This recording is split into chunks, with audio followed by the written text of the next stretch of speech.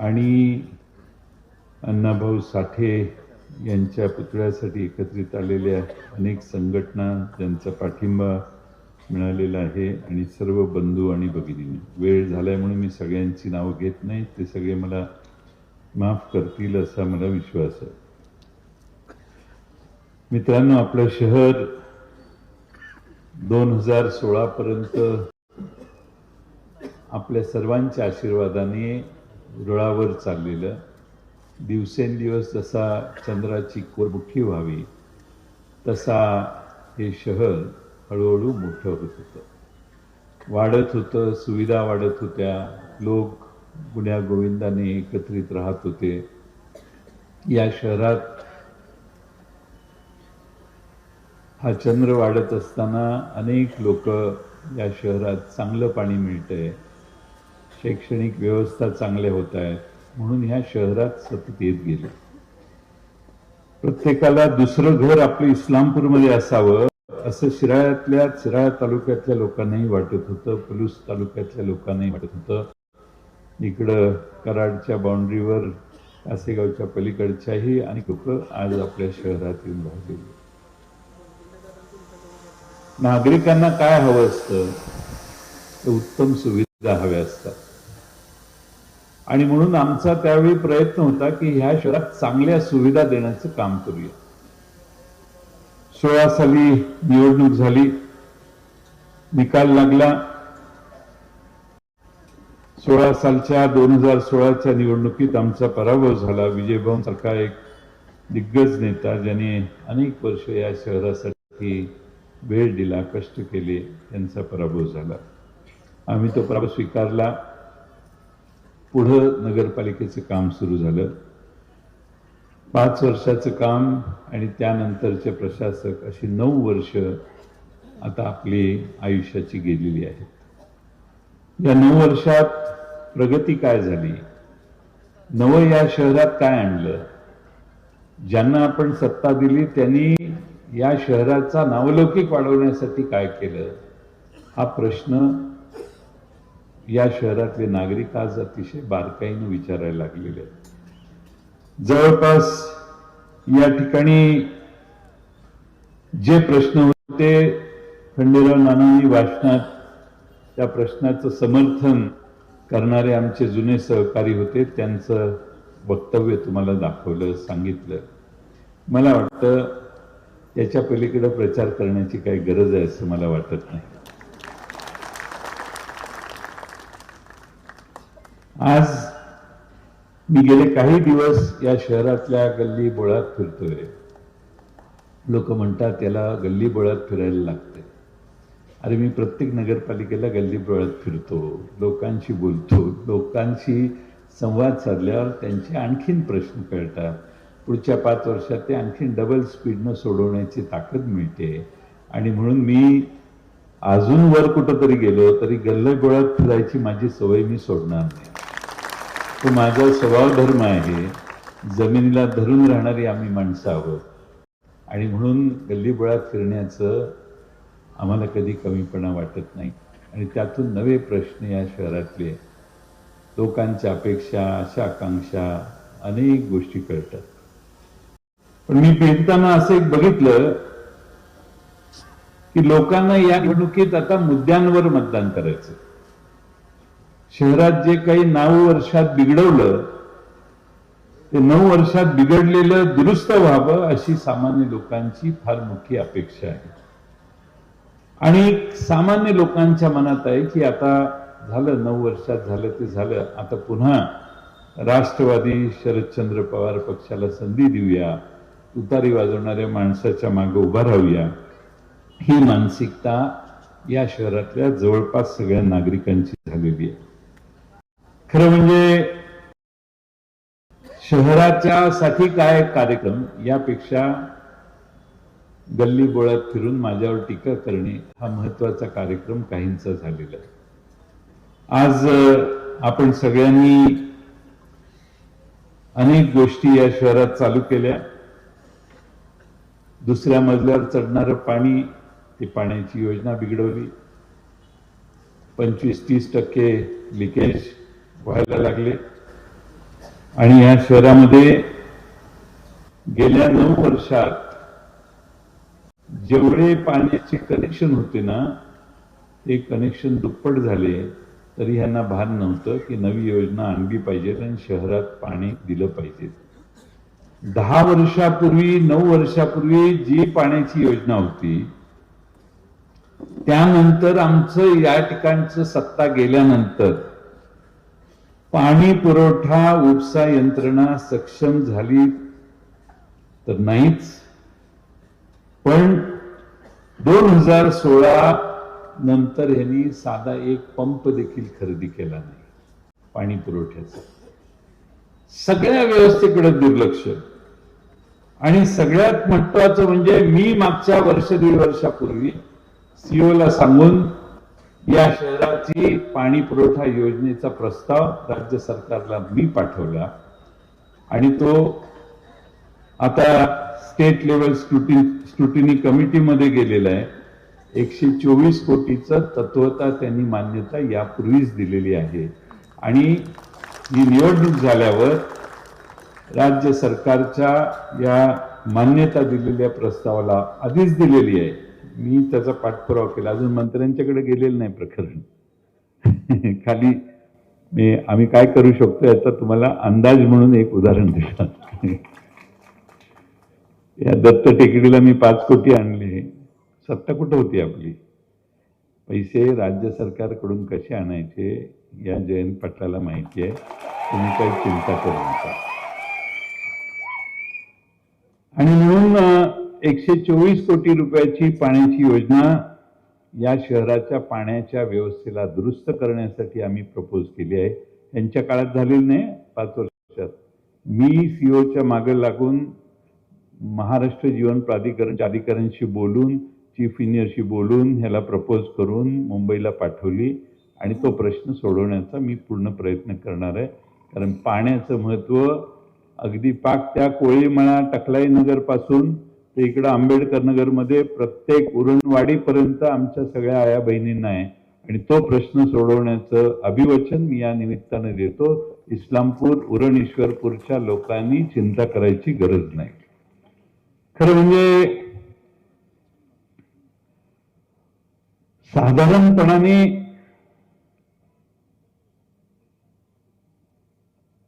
प्रधानमंत्री आवास योजना जी आहे,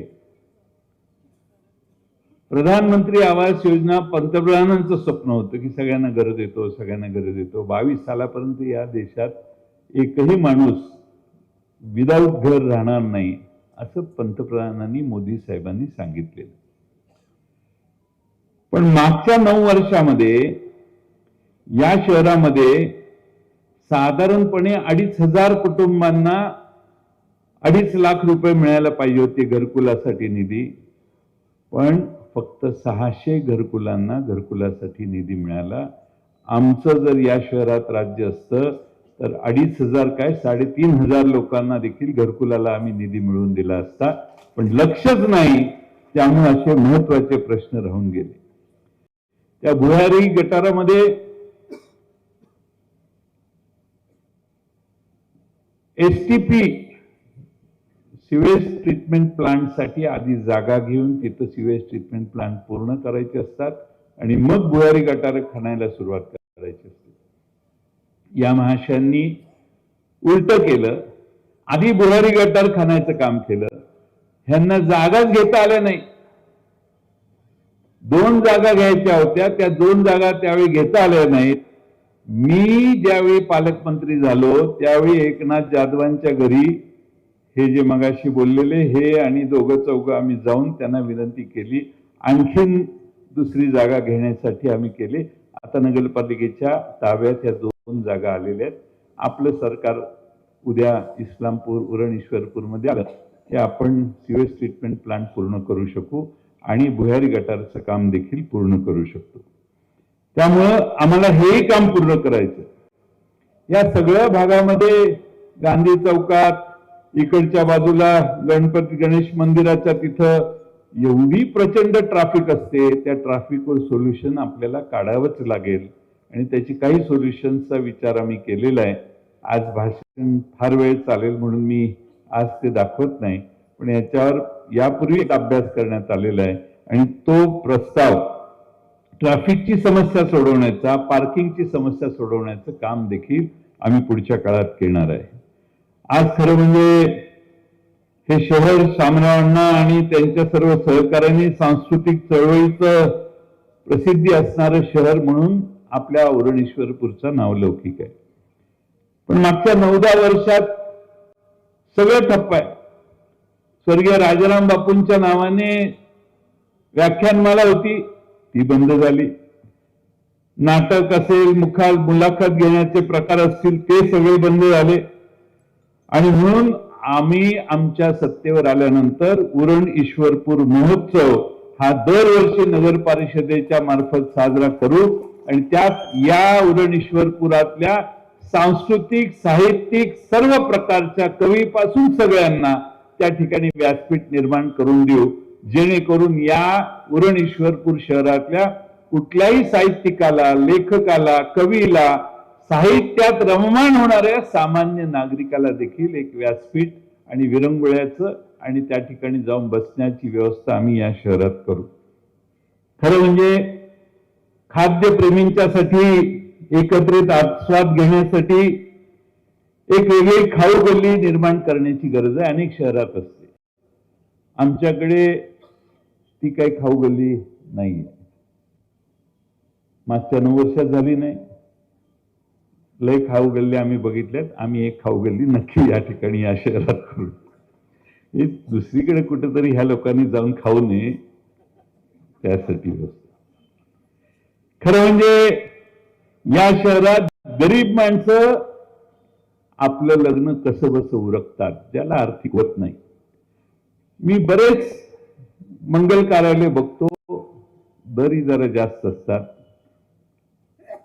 आपण एक नगरपालिकेच्या वतीनं मंगल कार्यालय करूया, जिथं मोफत उरण ईश्वरपूर मधल्या नागरिकाला बुकिंग करून मोफत त्या ठिकाणी लग्न करायला येईल. कुठल्याही गरीबाला माझं लग्न जरा असंच झालं तसंच झालं असं कुठल्याही गरीबाच्या घरात मुलगा असेल आणि मुलगी परगावाची असेल तर तो त्यांना सांगेल, आमच्या नगरपालिकेने आनंदराव मलगुंडेने आता मंगल कार्यालय केले, तुम्ही इकडे या, सगळे आम्ही खर्च करतो. त्यांना कशाला सांगायचं मोफत आहे म्हणून. खरं म्हणजे हिरवळीसाठी आपलं गाव प्रसिद्ध होतं, पण आता बकाल झालं. नगर परिषदेतून दरवर्षी आता 30 नगरसेवक आहेत, 30च्या 30 निवडून येतील असा या शहराचा एलएनशेट अंदाज दिसतोय. आणि त्यामुळं 10,000 झाडं दरवर्षी लावून जगली पाहिजेत हा निर्धार आम्ही पुढच्या 5 वर्षात प्रत्येक वर्षी करू. बचत गट फार मोठ्या प्रमाणात आहेत. मध्ये सीआरपीच्या बैठका मी आमच्या पंचायत समितीत घेतल्या. त्यातून असं लक्षात आलं की आपल्या उरण ईश्वरपूरमध्ये देखील महिलांचे बचत गट फार आहेत. मी या शहरातल्या महिलांच्या बचत गटाला सांगेन की आमची नगरपालिका आल्यानंतर बचत गटाच्या माध्यमातून व्यवसाय करणाऱ्या सामान्य महिला भगिनींना 0% व्याज दराने 10 लाख रुपये विनातारण कर्ज पुरवठा करण्यासाठी आपली नगरपालिका पुढाकार घेईल. आणि या शहरात कष्ट करणाऱ्या ज्या आमच्या भगिनी आहेत त्यांच्या व्यवसायाला आधार देण्याचं काम आम्ही भविष्य काळात केल्याशिवाय राहणार नाही, हा विश्वास मी या निमित्तानं देतो. खरं म्हणजे या शहरामध्ये एक आमचे मगाशी भाषण दिलं, काय ऐकलं नाही, पण मी सांगितलं की तुम्ही कोणताही बाग बगीचा उभा केला नाही. हे भाषण आपल्या विरोधी नव्हतं. स्टेजवर त्यांचे जे पूर्वीचे नगराध्यक्ष होते त्यांना ते बोलत होते, आपल्याला नाही बोलते. म्हणजे तुम्ही कुणाच एकही बगीचा केला नाही. उपजिल्हा रुग्णालयात डायलिसिसच्या मशीन दिल्या नाही. या जयंत पाटलांनी 1.5 वर्षापूर्वी 10 डायलिसिस मशीन उपरुग्णालयात ठेवलेल्या आहेत. सरकारनेच त्या चालू केलेल्या नाहीत. हा सरकारला विनंती, मिटिंगा, बैठका करून देखील सरकारने काहीतरी टेंडर दिलं त्यामुळे त्या डायलिसिस मशीन 10 अतिशय आधुनिक आणून ठेवलेले आहेत मी. त्याचा वापर उपजिल्हा रुग्णालयात ते करू शकत नाहीत, कारण सरकारची योजना आहे की आम्हीच करणार आहे आणि त्यात ते थांबलेलं आहे. पण कुठलाही आरोग्याची सुविधा केली नाही असं त्यांनी तिकडे भाषण केलं. एक फोटो दाखवता येईल का? दाखवा ना. लागलं का?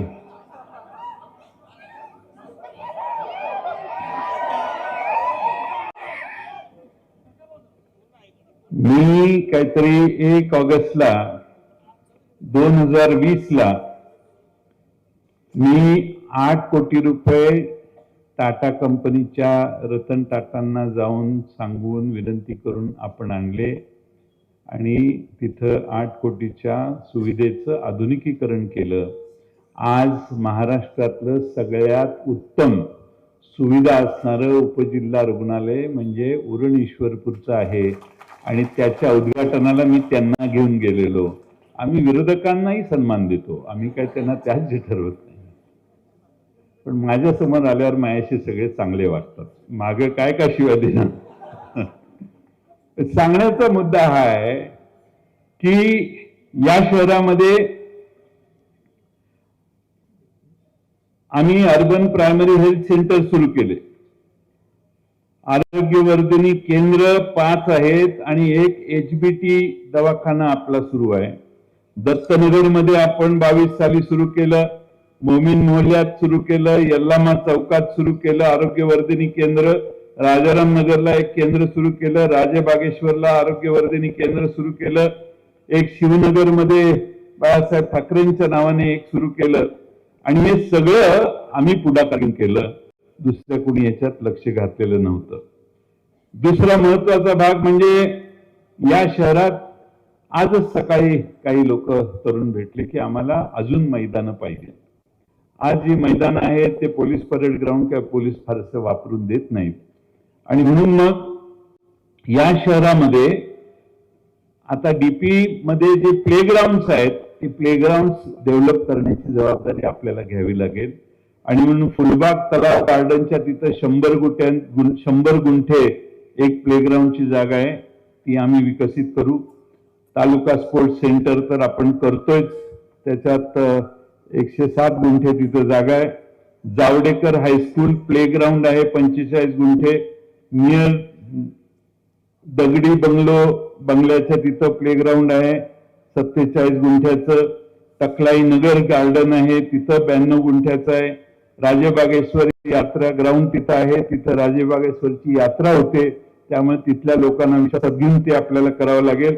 टाकारी रोडच्या मागे MSCBच्या मागे 80 गुंठ्याचं आरक्षण आहे आणि जुन्या कामेरी रस्त्यावर 76 गुंठे आणि 50 गुंठे अशी आपण प्लेग्राऊंडची रिझर्वेशन्स आहेत, त्याला आपल्याला विकसित करायचंय. खरं म्हणजे यांच्या कालखंडामध्ये बऱ्याच गोष्टी झाल्या नाहीत आणि त्यामुळं या शहरात लोकसंख्येप्रमाणे स्मशानभूमी 6 ठिकाणी आता रिझर्वेशन आहेत, त्यातल्या 3 ठिकाणी विजयभावस्थानच आपण त्या डेव्हलप केलेल्या आहेत. त्यासाठी मार्केट्स करायचे आहेत, 4 करायला पाहिजेत प्लॅन प्रमाणे, ते एकच ठिकाण त्या आतापर्यंत डेव्हलप झाले. शॉपिंग सेंटर 16 ठिकाणी करायचंय, 2च झालेत. हळूहळू 5 वर्षात याकडेही आम्ही लक्ष देऊ.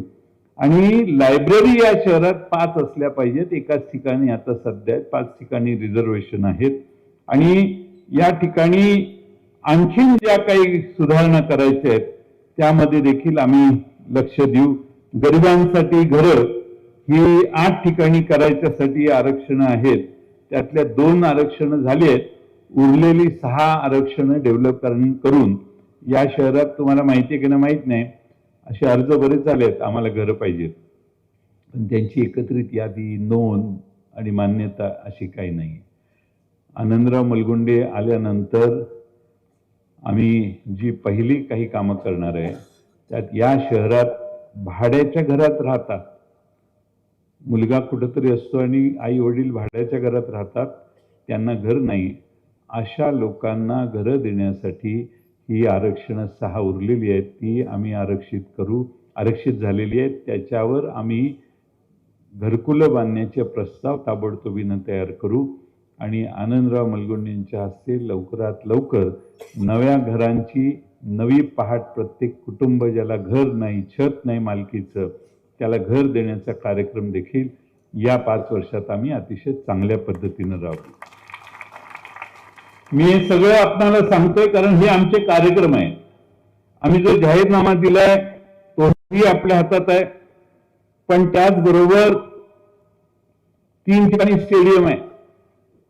पण एकही स्टेडियम आपल्याला आतापर्यंत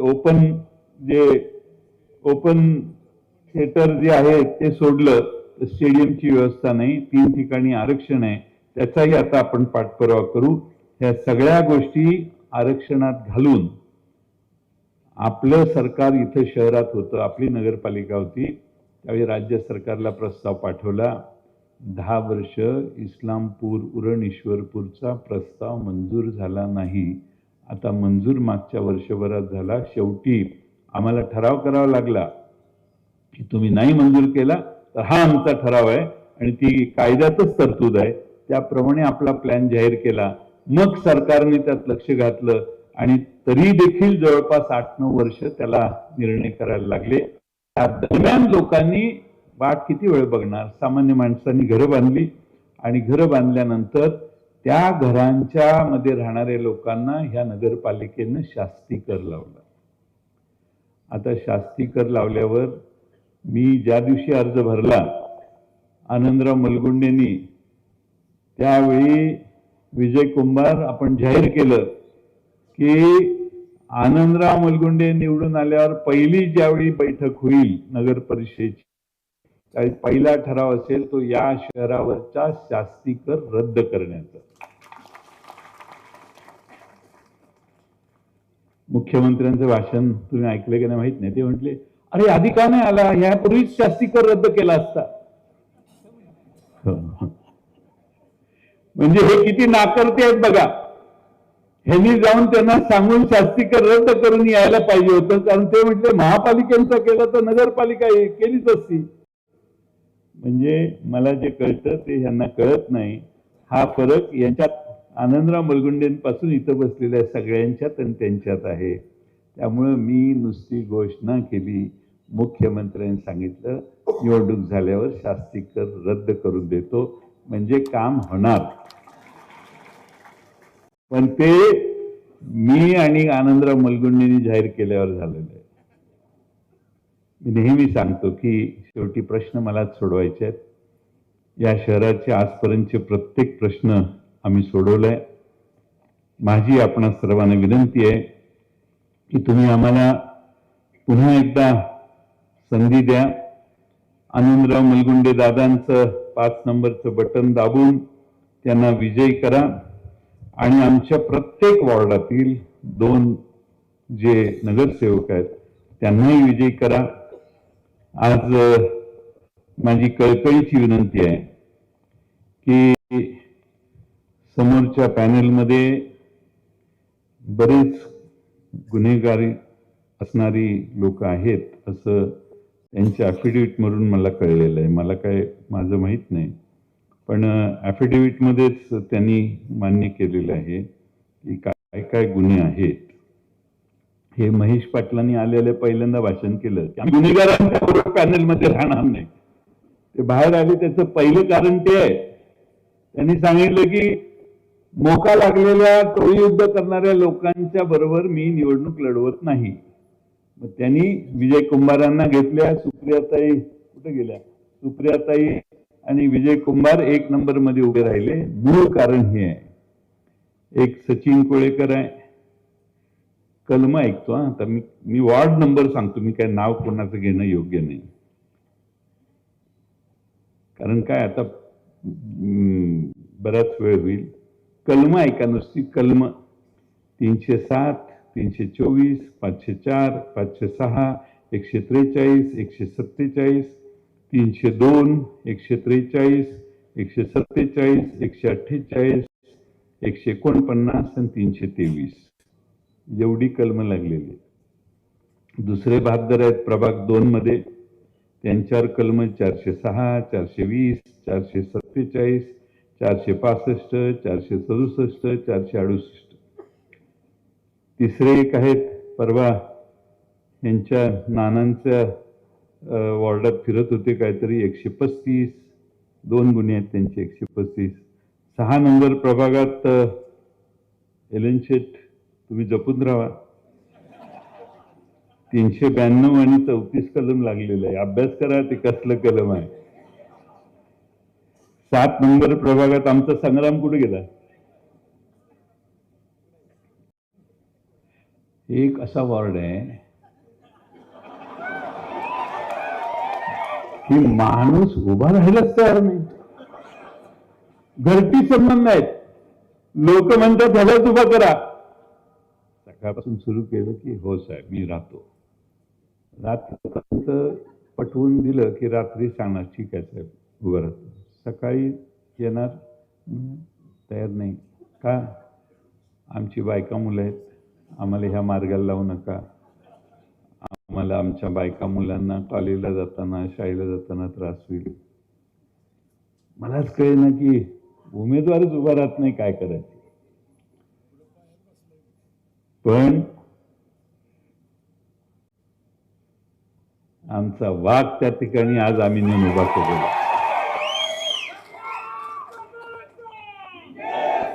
मला विश्वास आहे की मागची 25-30 वर्ष या शहरात नागरिकत्व घेतलेल्या या तरुण मुलांनी ही जबाबदारी स्वीकारली. जरा सोप्पा वॉर्ड उभा करायला त्यांनी सांगितलं असतं तर मी काय नाही म्हटलं असतो का, पण त्यांनी मला वॉर्ड मागितला, वॉर्ड क्रमांक 7. आणि आज परिस्थिती त्या वॉर्डातली अशी आहे की 100% आमचा संग्राम आणि पल्लवी नागे हे 100% विजय होतील, अशी आजची तिथली परिस्थिती आहे.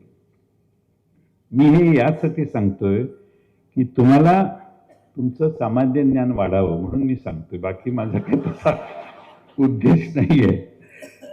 आज खरं म्हणजे एवढंच या निमित्ताने मी सांगेन की जग बदलायला लागले. ठीक आहे, या शहरामध्ये लोक म्हणतात की 36 वर्षात याने काय केलं. आता मी काय केलं हे या जनतेला चांगलं माहिती आहे, म्हणून या जनतेनं जग इकडचं तिकडं झालं तरी मला निवडून दिलं या शहराने परवाच्या विधानसभेत.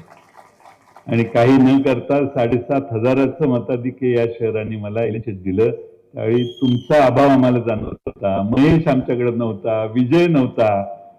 त्यामुळे सांगायचा मतीचा अर्थ हा की आज या शहरात जे काय आहे ते मी एकट्याने नाही, माझ्या सर्व सहकार्याने मिळून उभं केलेलं आहे.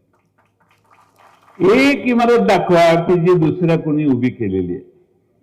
एक इमारत. तहसील कचेरी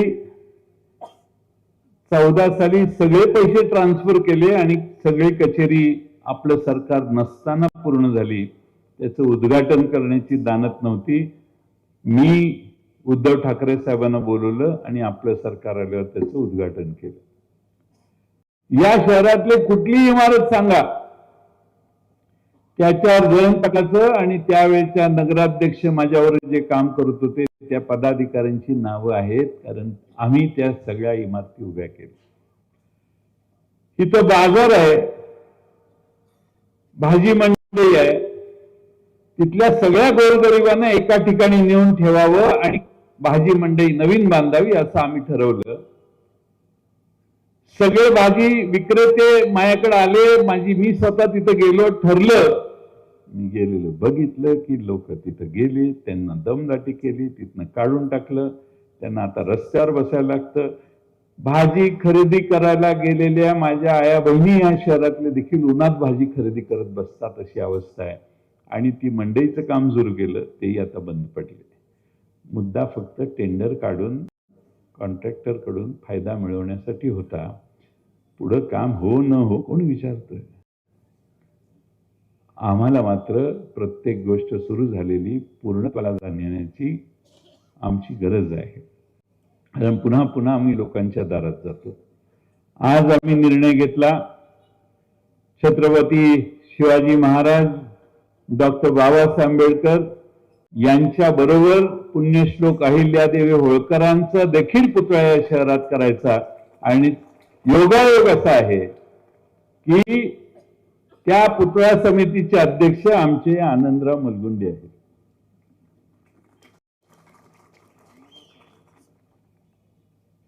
आम्ही लोकशाहीर अण्णाभाऊ साठे साहित्य सम्राट ज्यांचा या तालुक्याला अभिमान आहे त्यांचा पुतळाही शामराव अण्णा बँकेचे प्रमुख आहेत. त्यांनी आणि आम्ही बसून ठरवलं. सगळ्यांनी आंदोलन केलं. मी म्हटलं नाही. दिलीप तात्यांनी जरा पुढाकार घेतला. जिल्हा मध्यवर्ती बँकेच्या जागेचा कोपरा देण्याचा निर्णय झाला आणि त्या ठिकाणी अतिशय चांगला भव्य दिव्य अण्णाभाऊ साठे यांचा पुतळा आम्ही उभा करणार आहे. मी यासाठी सांगतोय की ह्या सगळ्या गोष्टी आमची जबाबदारी आहे म्हणून केलेल्या आहेत. आता इथून पुढे भविष्याकडे बघितलं पाहिजे. या शहरामध्ये 4G आलं त्यावेळी मुलं मुली आमच्या इस्लामपूर उरणातली सगळी मोबाईल टॉवरच्या खाली बसायची इंटरनेट चालवण्यासाठी. मोबाईलचा प्रचंड वापर त्या काळात झाला. जे जे जगात नवीन आहे ते या शहरात आणायचा प्रयत्न आम्ही केलेला आहे. पुन्हा संधी जर आपण दिली तर या देशामध्ये या जगामध्ये जे जे आहे ते पहिल्यांदा या शहरात करण्याचं काम हे मी आनंदराव मलगुंडे आणि आमचे 30च्या 30 सहकारी करू. हा पहिल्यांदा आपण विश्वास मनात बाळगा. मी या शहरातल्या गल्ली बोळात वेगवेगळ्या ठिकाणी जाऊन आलोय. लोकांशी संवाद साधलाय. अनेक कामं अजूनही आपल्याला करायची आहेत. जी कामं करण्यासाठी पूर्ण ताकदीनं भविष्यकाळात आपण काम करणार आहोत. मी आपणाला एवढाच विश्वास देईन की या शहरामध्ये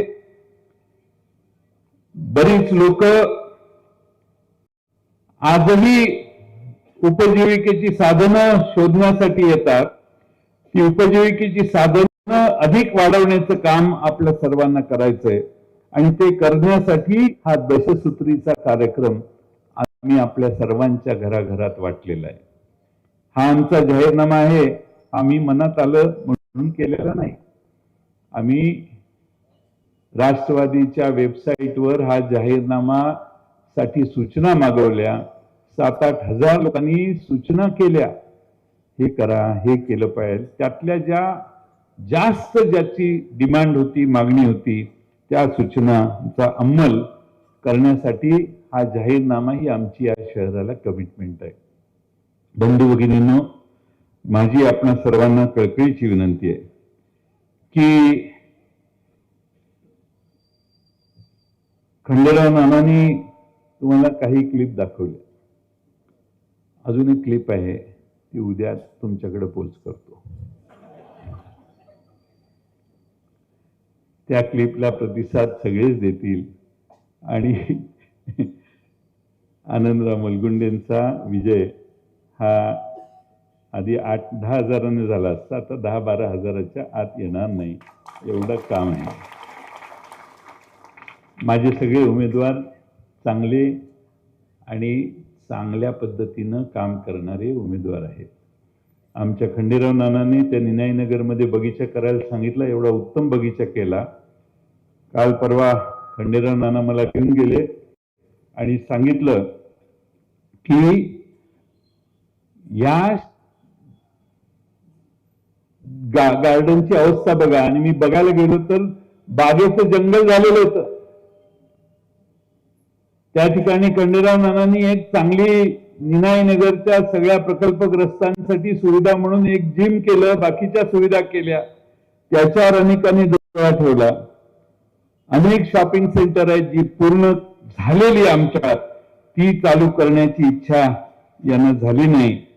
आणि म्हणून माझी आपणा सर्वांना विनंती आहे की हे करण्यासाठी एक चांगला असा माणूस नगराध्यक्ष केला पाहिजे. मी यावेळी साधा माणूस उभा केलेला आहे. स्कूटरवर बसतो, घरातनं नगरपालिकेत जाईल, नगरपालिकेतनं तुमच्या वॉर्डापर्यंत येईल, परत घरी जाईल, तो स्कूटरने जाईल. एअर कंडिशन मध्ये माझा नगराध्यक्ष एअर कंडिशन गाडीमध्ये बसणार नाही. आमच्या नगराध्यक्ष कमलताई कायम सगळ्यांना उपलब्ध राहील. लहान मुलांनी जरी हात केला ना तर माझा नगराध्यक्ष स्कूटर थांबवेल, ही माझी गॅरंटी आहे. माझी, बाकीच्यांचं तर 100% होईल. सगळ्यात महत्वाचं काय, 24 तास तुमची सेवा ते करतील. आमचा नगराध्यक्ष 7 नंतर बंद पडणार नाही.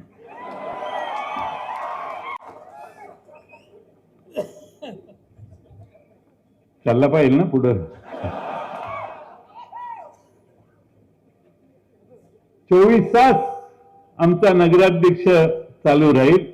जात, धर्म, पात, द्वेष या सगळ्यांपासून आमचा नगराध्यक्ष लांब राहील. या शहरातल्या कोणाकडेही पक्षपातीपणाने बघणार नाही. या शहरातल्या सर्व जाती धर्माच्या लोकांची कामं करताना आनंदराव मुलगुंडे हे या गावातल्या गरीबातल्या गरीब माणसापासून श्रीमंत माणसाला समान वागणूक देतील आणि या शहराचा विकास पुन्हा एकदा सुरू करतील, हा मला विश्वास आहे. तुम्हा सर्वांना माझी विनंती आहे की तुम्ही सगळ्यांनी, उद्याचा दिवस आहे, परवा मतदान आहे, सगळ्यांनी प्रयत्न आणखीन जोरात करा. जेवढा मोठा विजय तेवढी या शहरातल्या कार्यकर्त्यांना आणि नगरसेवकांना, नगराध्यक्षांना सेवा करण्याची ऊर्जा फार मोठी मिळेल. आणि म्हणून माझी तुम्हा सगळ्यांना विनंती आहे की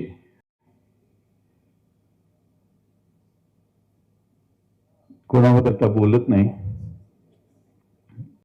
अभी हमारा ध्यान वक्त बदलने पर है. अभी हमारा ध्यान वक्त बदलने पर है. रंग बदलने वालों को हम बाद में देख लेंगे. आपण सर्वांनी, हिशेब तर होईलच सगळ्यांचा.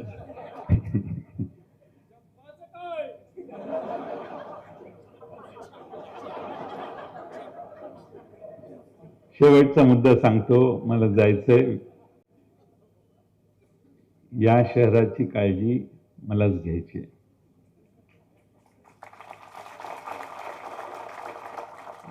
जे मंत्री, मुख्यमंत्री येऊन तुम्हाला भाषण देऊन जातील, त्या सगळ्यांचाच उद्देश, मुख्यमंत्री काय बोललेले नाहीत आज, त्यामुळे मी त्यांच्यावर बोलत नाही, पण त्या सगळ्यांचा उद्देश तुमचे प्रश्न सोडवण्याचा नाहीये.